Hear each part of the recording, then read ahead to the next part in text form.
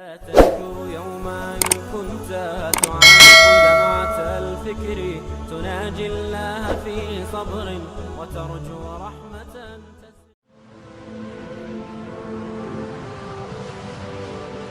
حضرت عمر رضی اللہ تعالیٰ عنہ جب ایمان لائے تو آپ نے ایک ایک کافر کے گھر کے دروازے پہ کھڑے ہو کے کہا کہ تم کمزوروں کو مارتے تھے، میں تمہیں بتانے آیا ہوں میں محمد عربی کا نوکر بن گیا۔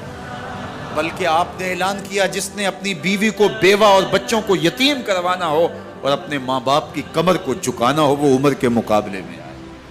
اللہ اکبر۔ زنیرہ نامی ایک خاتون تھی، بہت کمزور، راوی کہتا ہے کہ اس کی ہڈیوں میں گودا نہیں تھا، عشق رسول تھا، اور اس کا ظالم آقا اس کو مارتا ہے، اور جب مار مار کے تھک جاتا ہے ادھر سے عمر آ رہے ہیں، یہ اسلام لانے کے پہلے کی کہانی ہے، ادھر سے عمر آ رہے ہیں تو اس نے کہا عمر تم جوان آدمی ہو تو یہ چھوڑتی نہیں ہے اپنے نبی کا نام، ذرا تم آؤ۔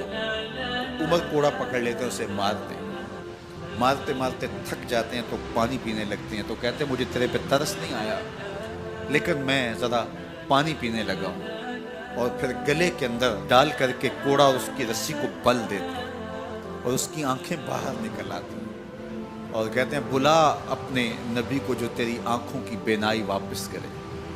اللہ اکبر۔ تو اس نے آسمان کی طرف منہ کر کے کہا مالک میں کبھی بھی آنکھوں کی بینائی نہ مانگتی لیکن اب تیرے نبی کی عزت کا سوال ہے۔ آنکھوں کی بینائی واپس ہو جاتی ہے۔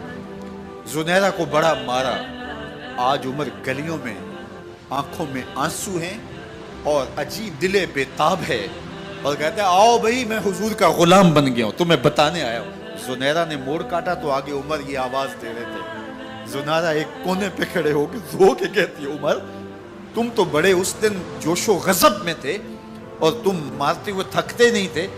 تو عمر نے کہا زنیرہ اس دن میں نے دیکھا نہیں تھا، اب میں محمد عربی کو دیکھ آیا ہوں۔ جنہ ویکھیا نہیں ہو کرن گلاں، جنہ ویکھیا نہیں ہو کرن گلاں، جنہ ویکھیا ہو تے بول دے نہیں، جڑے محرم راز حقیقت دے اور راز حقیقت کھول دے۔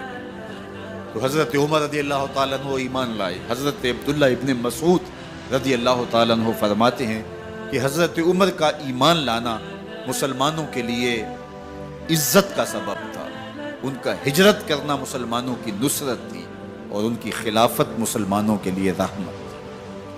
حضرت عمر رضی اللہ تعالیٰ عنہ وہ ہیں کہ میرے حضور نے فرمایا لوگوں جب نیک لوگوں کا ذکر کرو تو میرے عمر کا تذکرہ ضرور کیا کرو۔ میرا عمر وہ ہے کہ جب وہ ایک سمت سے آ رہا ہو، ایک گلی اور بازار سے آ رہا ہو تو شیطان بھی آ رہا ہو عمر کو دیکھ کے راستہ تبدیل کر لیتا ہے۔ حضرت عمر رضی اللہ تعالی عنہ کی طبیعت کے اندر جو جاہ و جلال تھا، طبیعت کے اندر جو سختی تھی وہ اسلام کے اندر آ کر بھی قائم رہی، اور آپ نے وہی سختی وہی جاہ و جلال جو پہلے مسلمانوں کے خلاف تھا اب کفار کے خلاف، منافقین کے خلاف حضرت عمر کی طبیعت کے اندر وہ جوش و خروش بدستور موجود ہے۔ لیکن جس دن آپ خلیفہ بنے تو اس دن آپ نے ممبر پہ چڑھ کے جو خطبہ دیا اس میں کہا لوگوں میں سخت اس لیے تھا کہ رسول اللہ نرم تھے، پھر میں سخت اس لیے تھا کہ حضرت ابوبکر صدیق نرم تھے، اب میں تخت خلافت پہ بیٹھا ہوں، اب میری سختی جو ہے وہ نرمی میں تبدیل ہو گئی، صرف فاسقوں فاجروں اور باغیوں کے لیے میں سخت ہوں، باقی تمہارے لیے نرم ہوں۔ سب سے کم جو تنخواہ بیت المال سے اگر کسی وجود نے لی ہے تو وہ حضرت عمر رضی اللہ تعالیٰ عنہ نے صرف 2 جوڑے لیتے تھے سال میں، اور راوی کہتا ہے کہ میں نے دیکھا ہے کہ اس میں بھی 17 پیوند لگے ہوتے تھے۔ حضرت عمر رضی اللہ تعالیٰ عنہ کا طرز زندگی، آپ کا انداز معاشرت اور آپ کا انداز خلافت، ہر لمحہ آپ کی زندگی کا اٹھا کے دیکھیے کتنی مرتبہ قرآن حضرت عمر کی رائے کے مطابق نازل ہوا۔ اللہ تعالیٰ جل شانہ نے ان کو صاحب الہام بنایا تھا۔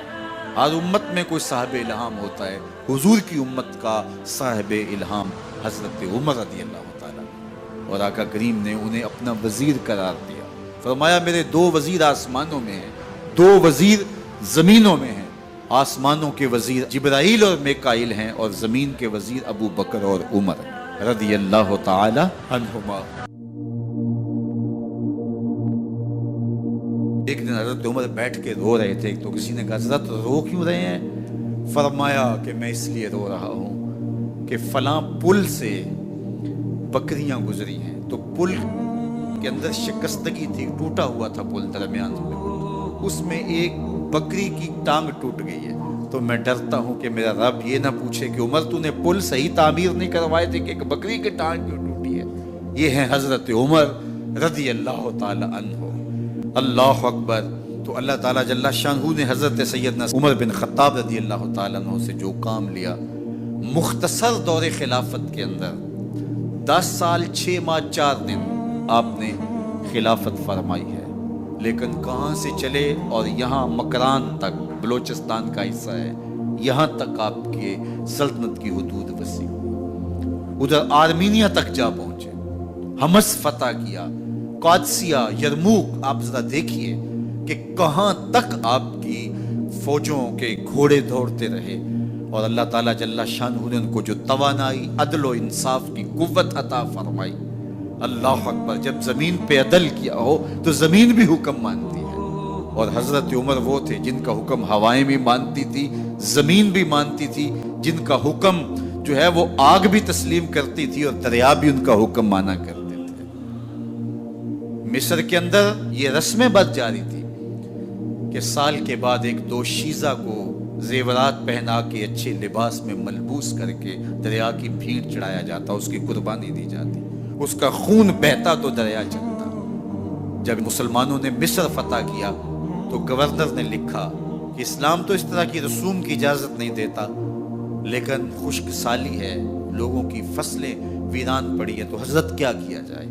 تو حضرت عمر رضی اللہ تعالیٰ عنہ کاغذ کے ٹکڑے پہ لکھتے ہیں بسم اللہ الرحمن الرحیم، مصر کے نیل کی جانب عمر کا خط لکھتے ہیں، اے نیل اگر تو اللہ کے حکم سے چلا کرتا ہے تو چل، ورنہ ہمیں تیرے چلنے کی کوئی حاجت نہیں ہے۔ اور قاصد کو کہا یہ خط لے جاؤ اور جا کے دریائے نیل میں پھینک دو۔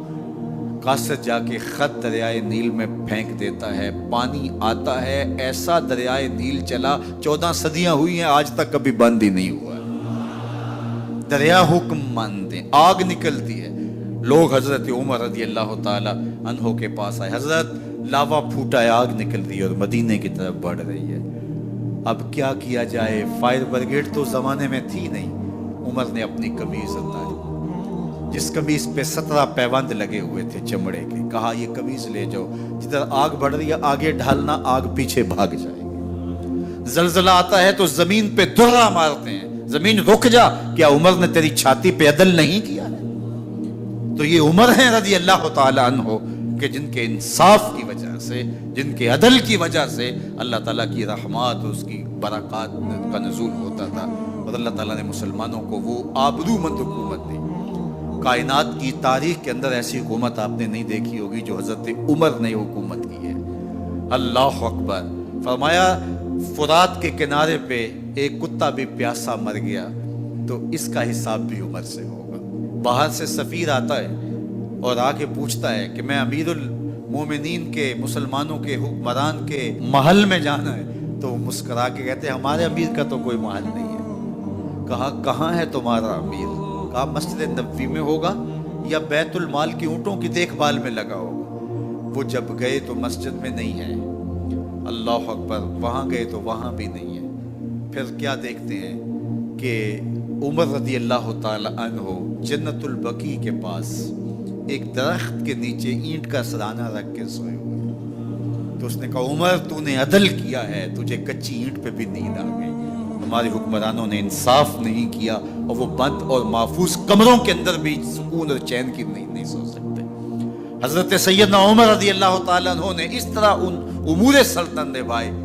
آپ دن کو لوگوں کی دیکھ بھالی کرتے، لوگوں کی ضروریات سنتے سمجھتے، اور جب رات پڑتی لوگ سو جاتے، عمر مدینے کی گلیوں میں پہرا دیتے۔ کائنات نے کوئی ایسا بھی حکمران دیکھا ہوگا؟ اللہ اکبر۔ وہ مجاہد جو مختلف محاذات پہ گئے ہوئے ہوتے، ان کے گھروں کی دیکھ بھالی کرتے، ان کی ضروریات کا خیال رکھتے، ان کی آبرو کا پہرا دیتے۔ راتوں کی تنہائیوں کے اندر حضرت عمر اٹھتے اور جا کے گشت کرتے، چکر لگاتے، دیکھتے کوئی آنکھ پر نم نہ ہو، مفلسی کا کسی گھر میں ماتم نہ ہو۔